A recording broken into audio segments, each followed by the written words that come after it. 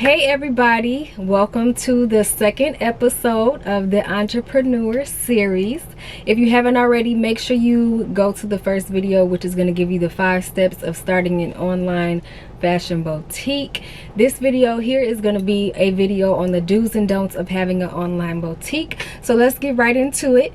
If you don't know by now, my name is Major. I am the owner of MajHER Fashion Boutique, and I've been having my boutique for 2 years now. It's actually going on 2 years, so within like a week or so we'll have our online celebration of the 2-year anniversary. So make sure you're in tune with our social media pages, which would be Shop Major on Instagram and then Shop Major on Facebook. And then of course our website is shopmajor.com. So yes, let's get right into this video. I'm actually going to start with the don'ts, which would, I feel like, help a lot so that you know what not to do so you can do the right thing. So yes, let's get into the first don't. All right, so the first don't is going to be, don't rush. Don't let people know that you know, you're trying to launch your boutique or you're announcing your boutique and it's going to be 2 weeks from now or a week from now and you don't even have your inventory on hand. Make sure the things in the background are in order before you actually try to launch something. So whether it is having that inventory on hand or whether it is having your website together before you start your website, or whether it is something as far as having an email list and having your email together that's going to launch or that's going to send out before you open your boutique. Have you done a test email yet to make sure that makes sense, or that it doesn't have any typos or anything like that? So make sure that everything is going to be in order before you announce that you are going to do it. Another thing that I do want to mention, which is kind of the opposite of this, but I want to make sure that I'm emphasizing that you have balance between the two, to not rush but to not procrastinate. So if you do have a great idea, don't delay it. You don't need to have perfection. You don't need to have a camera. You don't need to have a backdrop and a whole studio with chairs and cute, you know, accessories and props in the back.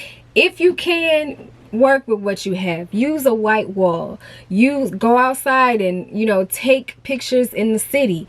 You know, make sure that you have those quality photos and utilize what you have, and get the word out there about you having a business. Spend money on those things later on, okay? So that is actually my next point, is don't overspend on items that you don't need to do. Don't overspend on inventory right away. Start off with between 5 and 10 items. What I did was I started with 8 items, and those 8 items helped me understand who my customers were, who my audience, you know, who my audience is. So by those 8 items, I learned the 2 items, or those items that didn't sell right away. Maybe they don't like bright colors. I like bright colors, but maybe my customer doesn't like that. Maybe they don't like fringe. Maybe they like black versus white, you know. So understand, by starting small, you don't necessarily have to buy every color. You don't have to buy 100 items. Start small and go from there. When I say don't buy those unnecessary items, I mean as far as that camera, as far as personalized poly mailers, as far as the backdrop in the studio. Make your money first. Learn who you're selling to. Start investing, start saving, and then buy those items. Okay? So then the fourth one is going to be, don't try to duplicate someone else's business. Be yourself, be unique, show people why they should shop with you because you're different. You know, show them what's different about you. So if someone else has a success story, don't try to get the same success story that they have. Everybody's success story is going to be different. Everybody's journey is going to be different, okay? Another thing is, I want to make sure that you guys aren't stealing other boutiques' photos. It just basically takes away from you being unique, and them as in your customers, them seeing what makes you unique, you know? So they won't be able to see how you style your dress differently than another boutique if you just take that photo. And they can't trust that you may have the item. Is this really them, or are they just, you know, it just builds trust. It builds confidence in your business. And, you know, it shows uniqueness. It shows that you take time and you care about your business and why they should care about it too. You know, so the last one is actually about caring about yourself, which is going to be to learn how to separate business and personal time. So the business is going to be a 24/7 business. Having an online boutique is open all the time, every day, all day, but you don't have to do that. You can take time for yourself. You can turn it off and on. So don't overwhelm yourself. Don't feel like you have to answer every email all today. You don't have to answer every question. You don't have to unbox every item and organize it and put this up and ship out every item. Unless you have a deadline for yourself, then okay, yeah, you want to ship out all those items. But everything else on the back end, take time for yourself. Take a break, turn it off, and then come back tomorrow, okay? So that's my don'ts of having a boutique. Let's get into the do's. Do your research. It is okay to have a mentor, somebody that is an expert and has been doing a business like yours for a while. But understand that being able to research and understand for yourself what works for you is going to be the best route, because only you know what works best for you.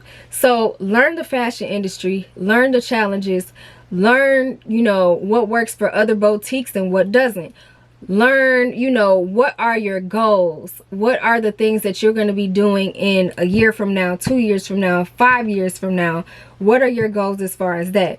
When I say what doesn't work, as far as like the challenges, you want to learn that too, because say for example, you have to switch things around and something doesn't work. You have to learn how to pivot and understand what to do when something isn't working. So in 2020, all of us had a shift in how the world was going to work moving forward.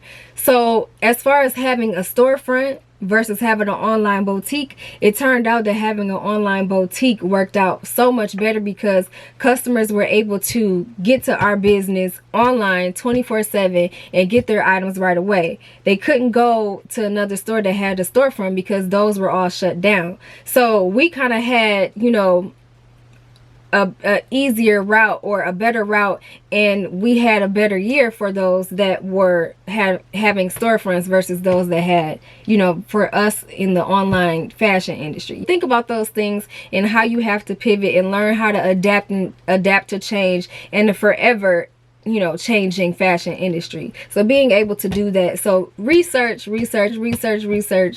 and understand what you're getting into before you do it. Okay. So the second one is going to be learn your target audience. Learn who you're selling to. Learn what they like to do, where they live, what they like to wear, and what they don't like to wear. So understand that as far as, you know, buying inventory and promoting and things like that, so you're not wasting your time and you're not wasting your money. Learn how those customers communicate as well, which is getting me into my third do, is building anticipation and communicating with those customers. So when you're first launching, build that excitement for those customers. Allow them to feel really excited and anxious for you to reveal what you're going to have on your website and on your brand. One way that you can do that is having an email list. Having an email list allows those customers to actually feel special or different and exclusive outside of your other customers. If they join this email list, let them know that, oh, they'll get to know exactly what date and time that you'll launch, or give them early access to a sale. Give them, you know, give them some type of exclusive access outside of the other customers if they join this email list. Give them exclusive social media sales if they follow you on social media. Give them a way to feel special and different than other customers. You can rely on those email lists to communicate with your customers as far as what sales are going on or what new arrivals you have and things like that. So be able to understand how your customers communicate is the best way to go when having an online boutique. You can also utilize those text message lists. We're in a different time where people really like to have, you know, texting abilities and to communicate with you that way. So having a text message list may be a way that you can work with communicating with your customers as well. Utilize those brand ambassadors when you're trying to spread the word and communicate with other customers as well, because they may have a following that you don't have right away. So utilize those brand ambassadors, and then you can also network and use word of mouth. So that is something that I've been working on personally, because in my personal life, I'm really laid back and I don't necessarily like to be on social media all the time, posting everything that's going on. But I'm learning how to do that, because having a business, girl, is a 24/7 thing. You have to be up in the front reminding people every day, all the time, what you have to offer and what you can offer them.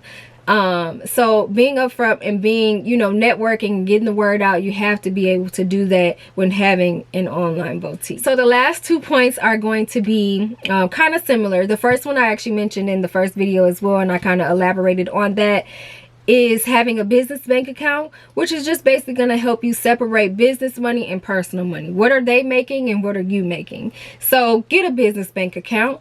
And the 5th one is going to be to make sure that if you have goals of expanding your business, opening a storefront, whatever it is, when you think about expanding your business in the long run, having a business plan is going to be important. And also documenting everything that you do. Keep track of the financing, to keep track of those chargebacks, to keep track of the legal documents. When are those going to expire? Do I have to do this? What about my domain? When does that expire? Do I have to do something in the back front? Document everything that you do, girl. Document it, okay?